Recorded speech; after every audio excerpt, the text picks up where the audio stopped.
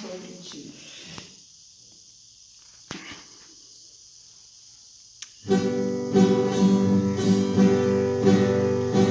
Tenha sobre ti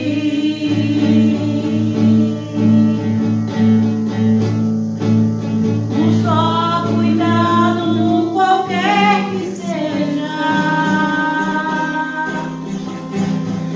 pois somente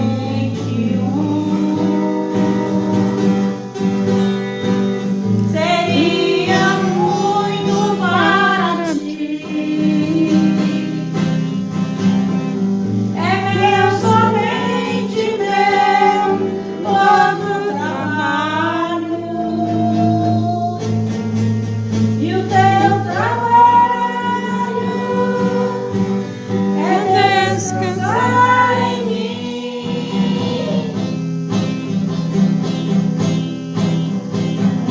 Mas quando enfim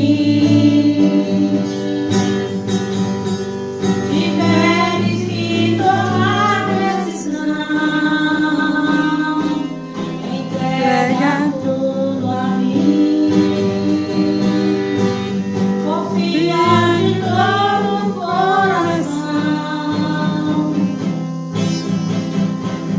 É meu, somente meu, todo trabalho, e o teu trabalho é descansar em mim. É meu, somente meu, todo trabalho, e o teu trabalho é descansar em mim. Não temas sobre ti.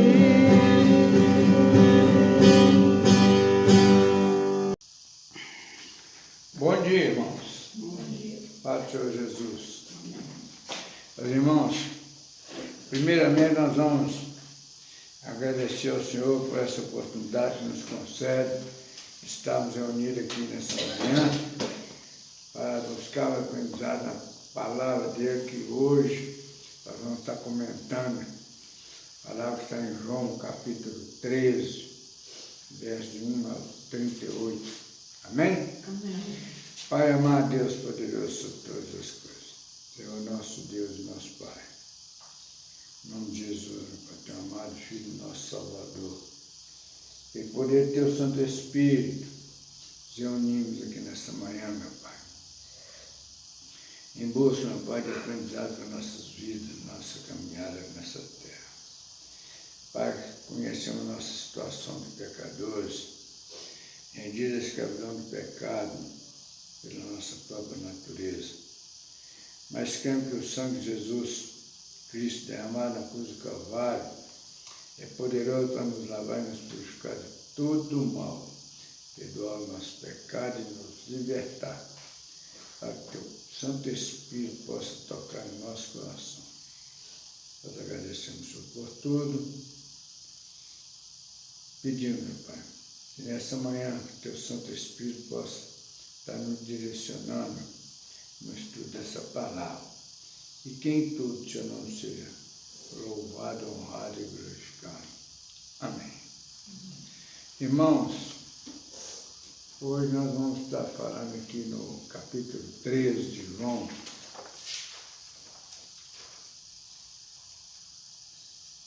O capítulo tem 13 versículos. Vamos ver se nós conseguimos ir até o final. Caso contrário, nós vamos até onde for possível. Ok? Irmãos, eu tenho falado, até ontem nós ouvimos um pouco de um pastor renomado, falando das condições da Bíblia. A Bíblia é um livro, ela não tem poder mágico, não tem misticismo, não tem nada. A Bíblia é um livro que fala da história de um povo que Deus revelou-se a eles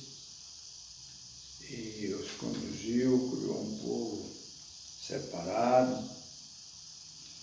Mas o objetivo de tudo é histórico, para chegarmos em Cristo Jesus, que é o Messias Salvador de todos que nele crê.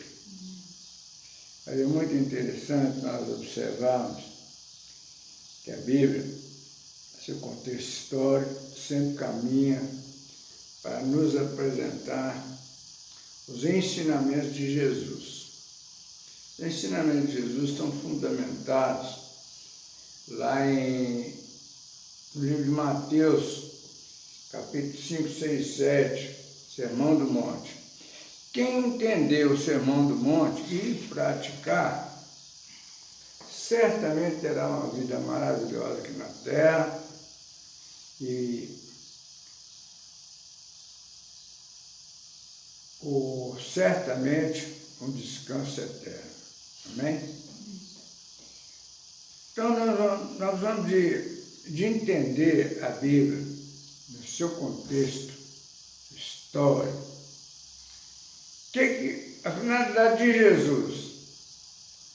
Nos ensinar um padrão de vida e também nos dar uma condição da vida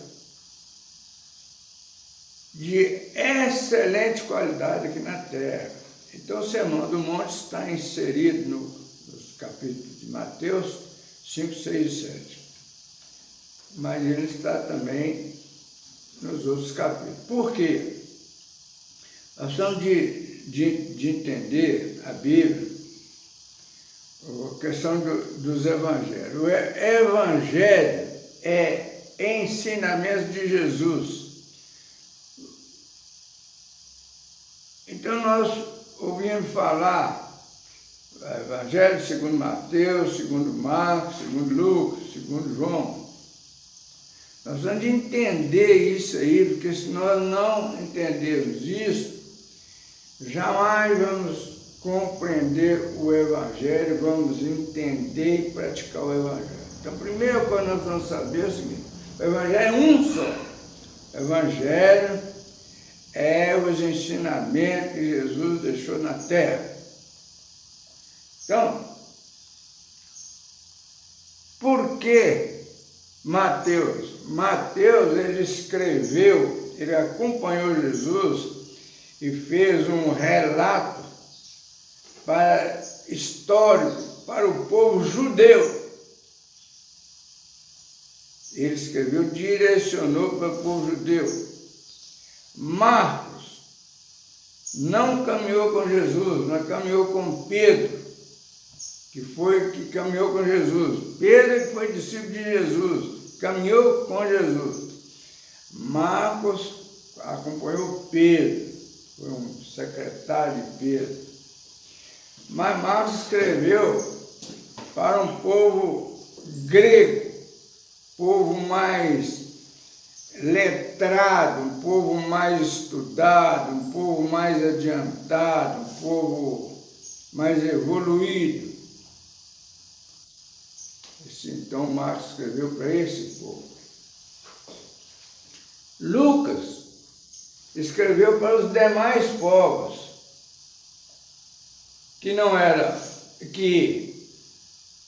ele escreveu para o gentio, que não é nem para o judeu e nem para o grego, mas que no fundo é para todos. Para o gentio separado é para todos. E João escreveu aquilo que fez para todos, escreveu para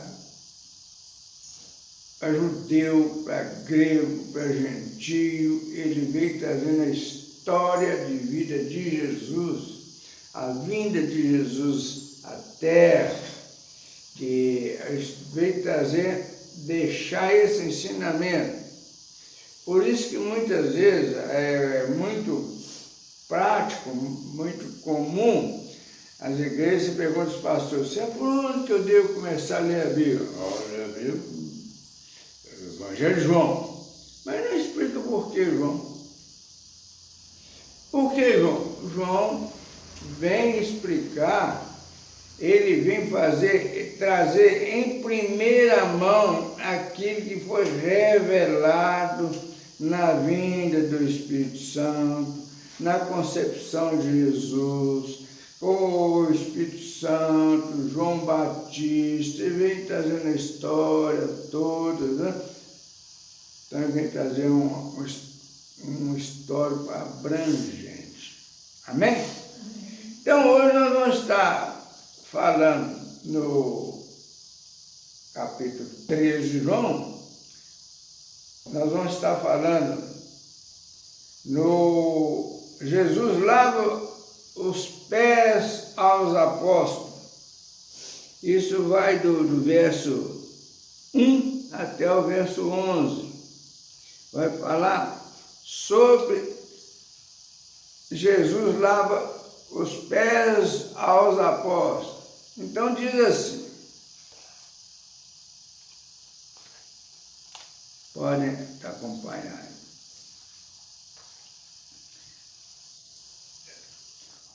Verso 1. Ora, antes da festa da Páscoa, nós vamos ver que Jesus, o último versículo do capítulo 12, fala a respeito do seguinte, é o verso 50. Ele diz que nós temos sempre que ler o último para saber de onde estamos vindo e para onde estamos indo. Aí diz o verso 50, o capítulo 12, diz: e sei que o meu mandamento é a vida eterna. E sei que o meu mandamento é a vida eterna. Jesus está falando. As coisas, pois, que eu falo, como o Pai me tem dito, assim falo. Então ele diz. Aí ele entra no... Aí o verso 1 do capítulo 3 diz assim: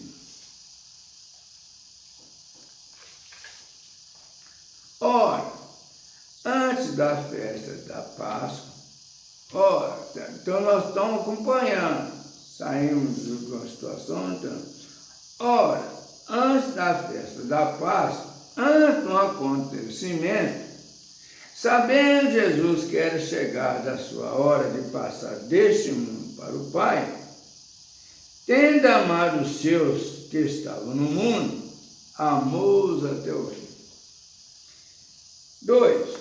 Durante a ceia, tendo já o diabo posto no coração de Judas Iscariotes, filho de Simão, que traísse Jesus, sabendo este que o Pai tudo confiara às suas mãos, e que ele viera de Deus e voltava para Deus, levantou-se da ceia, tirou as vestimentas de cima, e tomando uma toalha, cingiu-se com ela. Depois, deitou água na bacia e passou a lavar os pés dos discípulos e enxugar com as toalhas com que estava cingido. Aproximou-se, pois, de Simão Pedro, e este lhe disse: Senhor, tu me lavas os pés a mim? Respondeu-lhe Jesus: o que eu faço não sabes agora, compreendê-los-á depois.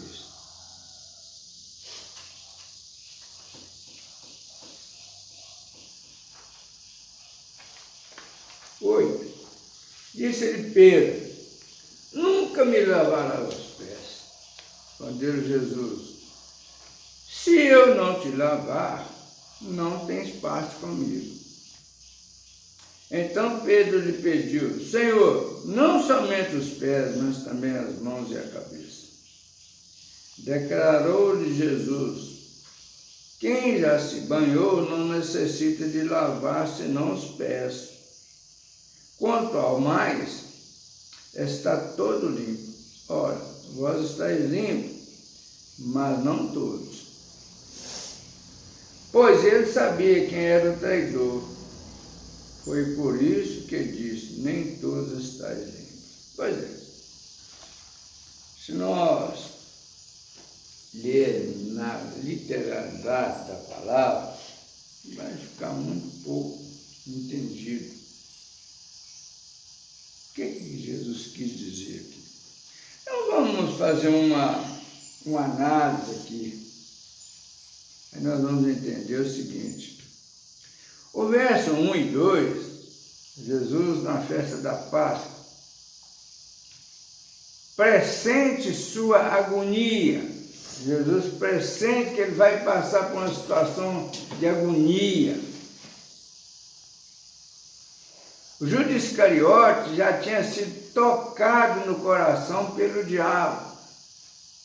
Judas já tinha sido tocado. Jesus pressente ele ia passar por uma agonia, porque Judas já estava tocado, já tinha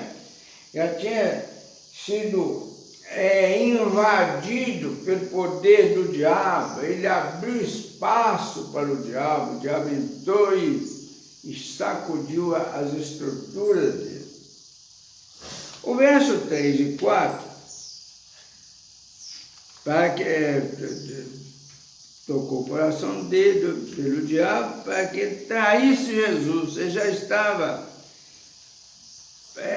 Judas, assim como Jesus tinha pressentido a sua agonia, o Judas também já estava tocado, já estava decidido a trair Jesus. Verso 3 e 4, Jesus, sabedor de sua missão a ser cumprida cabalmente, por determinação do Pai, de quem viera e para quem voltaria, agiu-se. Ele agiu-se, ele sacudiu-se. Verso 5 diz que com a mesma toalha cingiu-se, enxugou os pés dos discípulos num gesto de humildade. O Evangelho, ensinamentos, o Evangelho é um ensinamento a respeito da humildade, que é o verdadeiro atributo do crente em Cristo Jesus. Então, Jesus, naquele gesto que ele faz de lavar os pés dos apóstolos, ele quis fazer uma demonstração de humildade, da necessidade da humildade para sermos um servo, um discípulo fiel. Então ele fez aquilo ali para que os discípulos, seus discípulos, entendessem a importância da humildade na caminhada pela terra. Então o verso, nós passamos para o verso, não é fácil.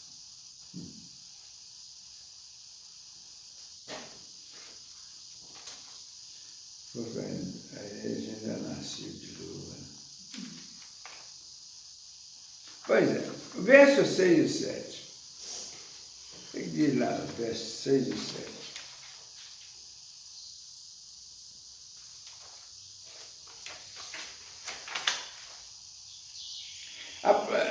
6. Aproximou-se, pois, de Simão Pedro, e ele lhe disse: Senhor, tu me lavas os pés a mim? Respondeu Jesus: o que eu faço não sabes agora, compreenderás depois. Olha que mensagem. Olha como Pedro, olha a arrogância de Pedro. Pedro que se dizia um sujeito muito humilde. Não é por aí. Ele quis demonstrar uma humildade, talvez ele não tivesse. Ele nem tinha. Você viu como é que ele cresceu lá? Então, como nós vamos entender esse verso 6 e 7? Pedro faz uma pergunta fora de hora, totalmente com a falta de sabedoria. Totalmente. Ele não teve nem a prudência de esperar para entender o que Jesus queria fazer. O O que nós aprendemos com isso? Que isso é natural em nós seres humanos. Nós fazemos isso naturalmente, faz parte da nossa natureza humana, da nossa carnalidade.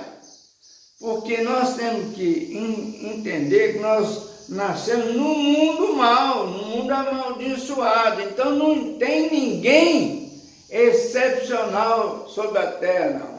O único excepcional que pisou nessa terra chama-se Jesus Cristo. O resto é absolutamente igual. O verso 7. Uma pergunta de Pedro fora 6 e 7. Totalmente fora de sabedoria. O verso 8 e 9, o 8 diz assim: disse-lhe Pedro, nunca me lavarás os pés. Respondeu Jesus, se eu não te lavar, não tens parte comigo. A parte como referida por Jesus não é carnal, e sim ministerial. Não é parte de carne de Jesus, não existe carne com Pedro, com Jesus, e nem nós com Jesus, não. O que nós temos é espiritualidade com Jesus, a nossa relação é espiritual.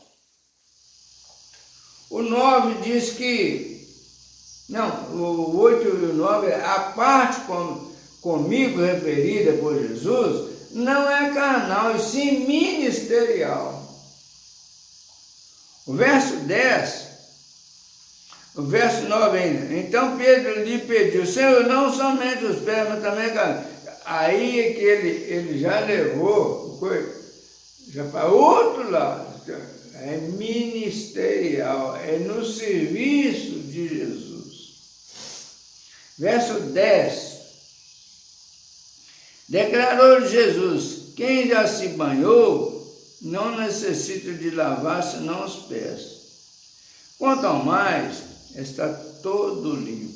Ora, vós estáis limpos, mas não todos.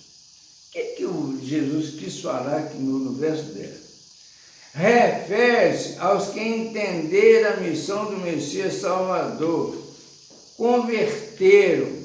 Lavar os pés é uma referência de andar na sujidade do mundo. A necessidade de lavar os pés é porque a sujidade do mundo, mas ele já está limpo pela conversão em Cristo Jesus. Não é interessante a gente entender o que o ministério... Porque o ministério, o evangelho, o ensinamento de Jesus, ele é simbólico e metafórico, que quer dizer a mesma coisa. Metafórico, é para pensar, não é para decorar, é para viver, para pensar, para tornar parte viva do assunto. O verso 11 diz que, pois ele sabia quem era o traidor, foi por isso que ele disse, nem todos estáis limpos. Judas não tinha convertido, ele não fazia parte nem espiritual e nem ministerial. Aí nós temos que entender que o que quis dizer o verso 11 é uma referência oculta a Judas Iscariote. Judas não tinha convertido, estava sujo. Está vendo que coisa interessante? Então, meus irmãos, é por isso que é muito interessante nós participarmos dessas reuniões, para nós estudar, a coisa vai acontecendo, você vai ouvir uma pessoa, vai lendo, vai vendo, você vai buscando, vai aprendendo, porque na verdade a Bíblia não necessita de testemunho de ninguém. A Bíblia não carece de testemunho de absolutamente ninguém. Porque própria vida, é o próprio mundo que faz uma referência da veracidade da história da Bíblia. Então, é muito bom, muito conveniente as nossas reuniões, a gente precisa de valorizar. Nós não podemos ir em reunião para ouvir blá, conversa, nós temos que ouvir estudo da palavra. Mas é necessário ir. Não podemos deixar de ir, nós não podemos negligenciar. Estar presente, estudando a palavra a todos os dias da nossa vida. E temos uma oportunidade para a nossa socialização, para o nosso entendimento. Aí Jesus passa ao assunto do capítulo 13. nós acabamos de ver a respeito Jesus lava os pés aos discípulos.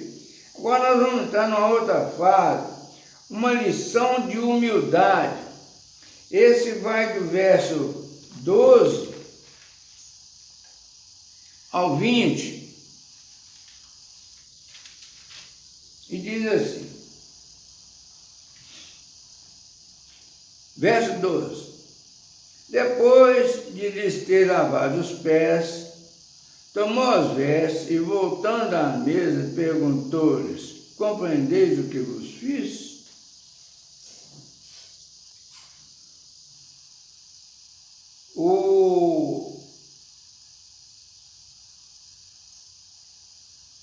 Jesus pergunta, porém já sabia a resposta. Jesus pergunta: olha, compreende o que vos fiz? Mas eles já sabiam.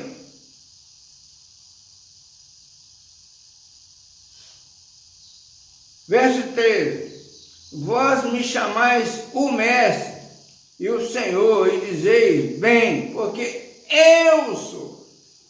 Jesus falou agora: vocês estão me chamando de Mestre e Senhor, fazem bem, porque eu sou o Senhor, eu sou o caminho, eu sou a verdade, eu sou a porta, eu sou a vida.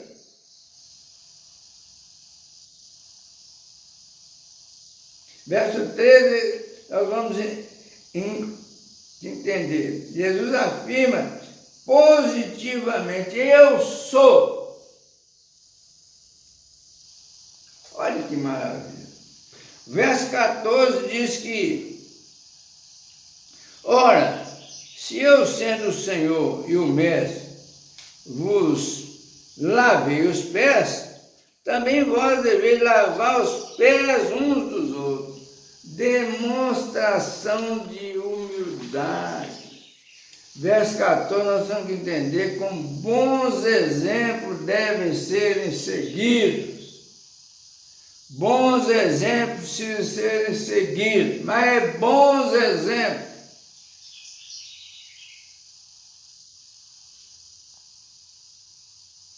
O Evangelho Boas Novas não se expressa aparentemente, mas por convicção em quaisquer circunstâncias. É necessário que os ensinamentos do Evangelho sejam introjetados no nosso entendimento, no nosso coração, na nossa memória, no nosso discurso, nas nossas ações. É necessário.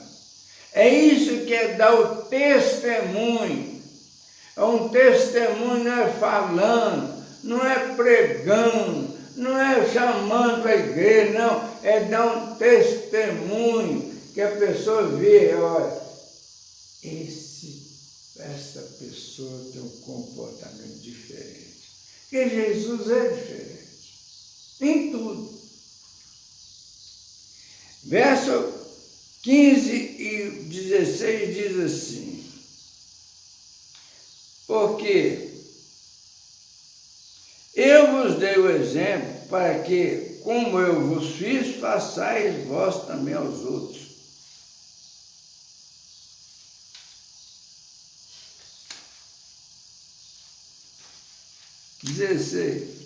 em verdade vos digo, que o servo não é maior do que o seu senhor, nem o enviado maior do que aquele que o enviou. Como nós vamos entender esse verso aqui? O verso 15, nós vamos entender o seguinte: o próprio Jesus mostra a importância do bom exemplo. Precisamos entender e praticar os ensinamentos de Jesus. Verso 16. Senhor, sentido hierárquico. Enviado, sentido de igualdade. Então nós vamos entender aqui que o verso 16, em verdade vos digo, que o servo que o servo não é maior que o Senhor. O Senhor é sentido hierárquico. Nem o enviado maior do que aquele que o enviou. Enviado, sentido de igualdade. Aqui o enviado é Jesus.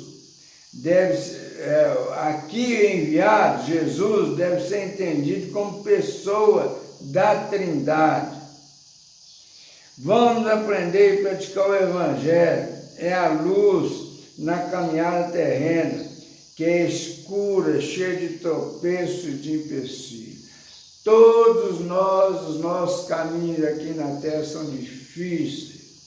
Nós é porque nós guardamos as nossas dificuldades para nós. Tudo que a pessoa fala que está difícil, pode ter certeza que não está difícil para ele. O que está difícil, ele não relata que está difícil. Mas todos nós temos uma travessia difícil para essas terras. E nós guardamos para nós as nossas fragilidades, as nossas dificuldades, as nossas fraquezas. Mas todos temos.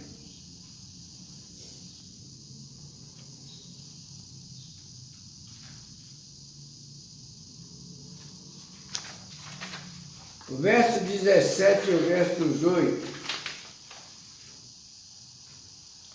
Ora, 17, se sabeis essas coisas, bem-aventurados sois, se as praticardes. O apenas saber é muito pouco, mas o importantíssimo é praticar. 18.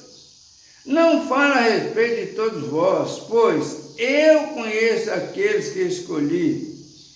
É antes para que se cumpra a Escritura. 18.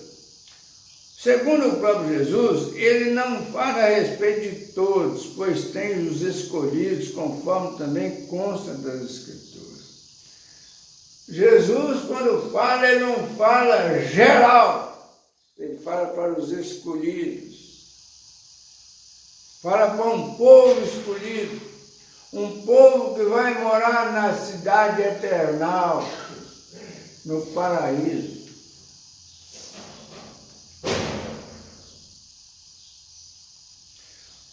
Um que comeu do meu pão, alimento e ensinamento, me traiu.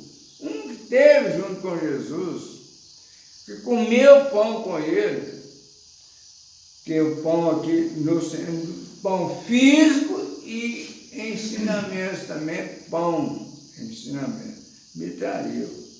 O entendimento do Evangelho carece da luz do Espírito Santo. Está entendendo? O Evangelho carecendo da luz do Espírito Santo.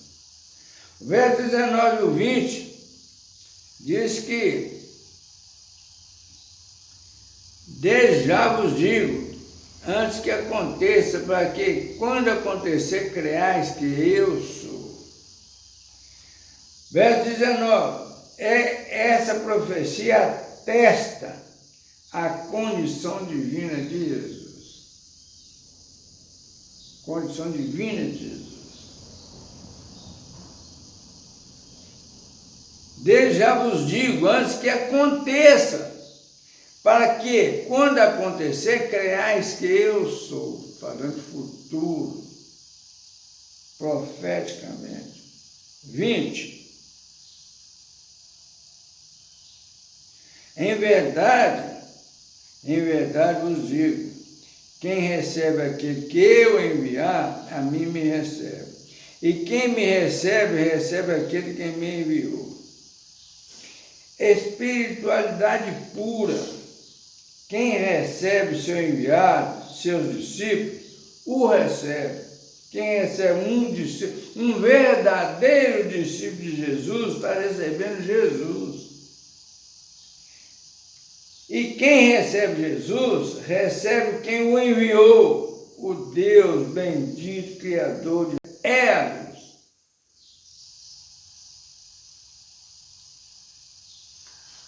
Nós vamos passar aqui para outra fase, para o traidor indicado.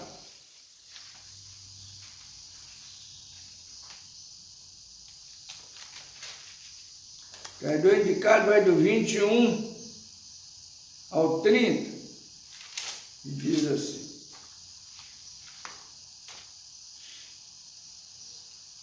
dito essas coisas, angustiou-se Jesus em espírito e afirmou: em verdade vos digo, que um dentre vós me trairá. Profeticamente,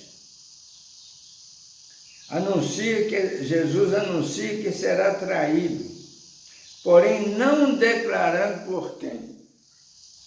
22. Então os discípulos olharam uns para os outros, sem saber a quem ele se referia. Entendemos assim: considerando que cada um por si se eximia de tal possibilidade, todos os discípulos, eu não sou eu, especulando quem seria o traidor. Mesmo Judas não sentia, Judas sabia que era ele, mas ele também passava eximindo-se de tal culpa. Jesus sabe isso. 23. Ora, ali estava aconchegado a Jesus um dos seus discípulos, aquele a quem ele amava.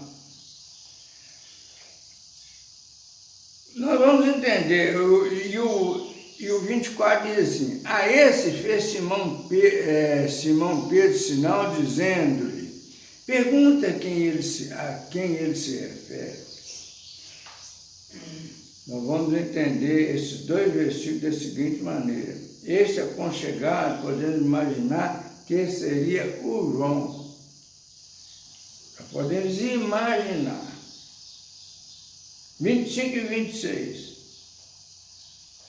Então aquele discípulo, reclinando-se sobre o peito de Jesus, perguntou: Senhor, quem é? 26. Respondeu Jesus: é aquele a quem eu der o pedaço de pão molhado.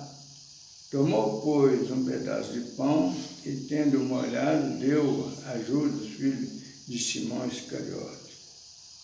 O discípulo aconchegado pergunta, e Jesus aguça mais ainda a curiosidade dos discípulos. Porém, servindo ao seu traidor, Judas Iscariote, filho de Simão. Mas Jesus já tinha falado, é aquele que eu dou. Até que Jesus deu um pedaço de pão molhado, estavam todos numa angústia para saber quem era. Tudo curioso. É importante que o Evangelho nos seja revelado pelo poder do Espírito Santo. 27 ao 30 diz o seguinte: e após o bocado, imediatamente entrou nele Satanás. Então disse Jesus: o que pretendes fazer, faz-o depressa. Nenhum, porém, dos que estavam à mesa percebeu a que fim lhe dissera este. Pois,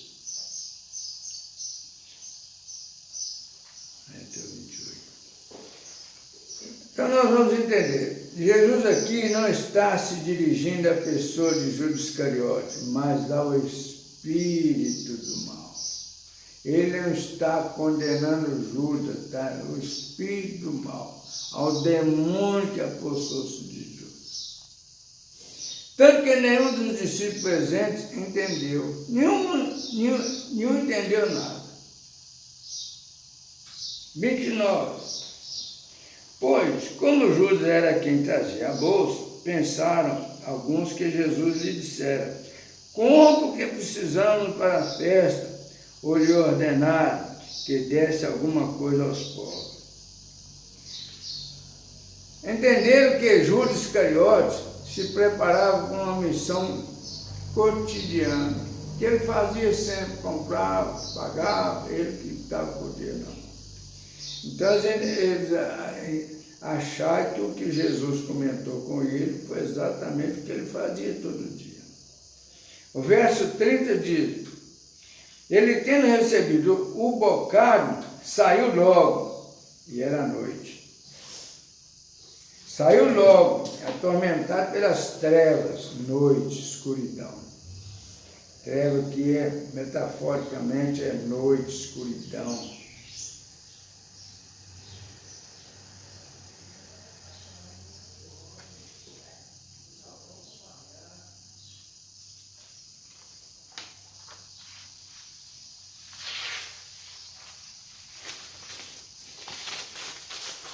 Trinta e 31 ao 35.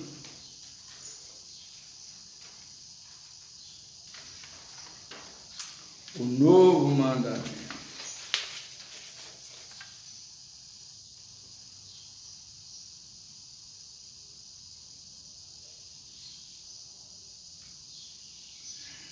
Quando ele saiu, disse Jesus: agora foi glorificado o Filho do Homem, e Deus foi glorificado nele.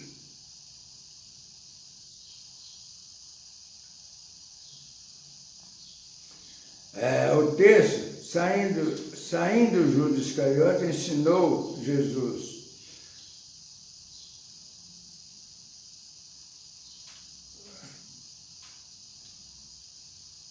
O verso 33, eu não lembro não. Não, vai dizer 31 a 35. 31 a 33. O 31 diz: quando ele saiu, disse Jesus: agora foi glorificado o Filho do Homem, e Deus foi glorificado nele. Se Deus foi glorificado nele, também Deus o glorificará nele mesmo, e glorificá-lo-á imediatamente. 33. Filhinhos, ainda com um pouco eu estou convosco, buscar-me-eis, e o que eu disse aos judeus, também agora vos digo a vós outros: para onde eu vou, vós não podeis ir. Jesus fala da sua condição divina, espiritual. Esse é o fundamento da vida em Cristo, espiritual.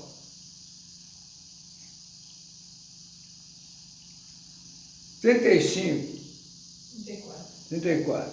Novo mandamento vos dou, que vos ameis uns aos outros, assim como eu vos amei, que também vos ameis uns aos outros. 35. Nisso conhecerão todos que sois meus discípulos, se tiverem amor uns aos outros. 34. É o fundamento da vida em Cristo. O amor é o fundamento do novo mandamento, é o fundamento da vida em Cristo. Verso 35, caso é muito difícil amar não é fácil. Amar no sentido cristão e literal da palavra, só pela misericórdia do Espírito Santo. Amar de verdade não é atributo dos humanos, não nos enganamos. Como nós falamos que nós amamos uma pessoa, nós temos interesse comum com aquela pessoa. Ele nos agrada, ele nos satisfaz. Em tudo carecendo das misericórdias de Deus, do Deus Pai Todo-Poderoso. Verso 36. Perguntou-lhe Simão Pedro: Senhor, para onde vai? Respondeu Jesus: para onde eu vou não me pode seguir agora, mais tarde, porém, me seguirás. A pergunta de Pedro se dá no contexto terreno. Pedro faz a pergunta a Jesus no contexto da terra, de como homem, caminhante. Jesus, porém, o responde no contexto espiritual, mais tarde. É uma referência à vida eterna, vida futura, após a morte.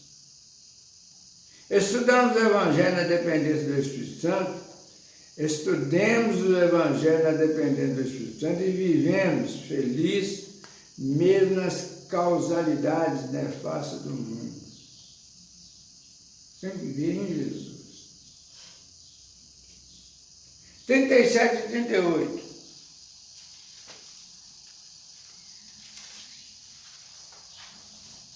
Replicou-lhe Pedro: Senhor, por que não posso seguir-te agora? Por ti darei a própria vida. Pedro até então pouco sabia da missão messiânica de Jesus. Pedro até então não tinha aprendido nada. 38. Respondeu Jesus: darás a vida por mim? Em verdade te digo que jamais cantará o galo antes que me negues 3 vezes. Jesus metaforicamente demonstra a Pedro a condição do ser humano enquanto humano. O Evangelho é a luz que resplandece sobre as trevas. O Evangelho resplandece sobre as nossas vidas.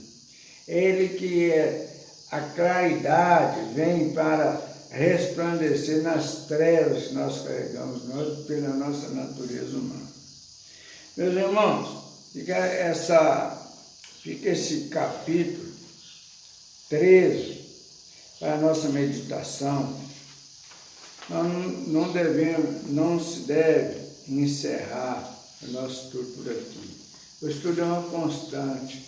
O estudo da palavra é uma necessária transformação de vida. Que o Senhor possa nos abençoar cada dia da nossa vida, nos conduzindo nessa terra que é realmente muito difícil. E que a cada dia o Senhor possa estar. Às vezes nós pedimos muitos bens materiais, muitas coisas, mas esquecemos que o Senhor já nos dá o Evangelho, o ensinamento de Cristo, a missão de Cristo é exatamente nos trazer a paz na nossa caminhada. Amém?